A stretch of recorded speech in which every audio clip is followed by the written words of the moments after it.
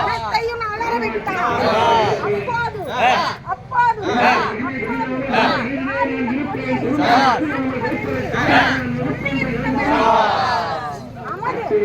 நமது செங்குந்த முதலி தொடையை அறுத்து முதலைக்கு போட்டு முதலையை அகற்றி கம்பமது ஏறி கொடியொன்றை நட்டு வைத்தார். அப்போது சேரன் சோழன் பாண்டியன் சபையிலே யாரிந்த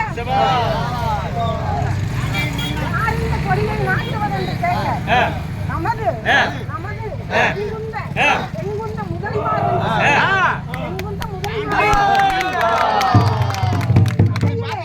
முதலிடம் தந்து சபையிலே நிறுத்தி வைத்து அழகான பாக்கியபாளையத்தில் புகழாக வாழ்ந்திடும்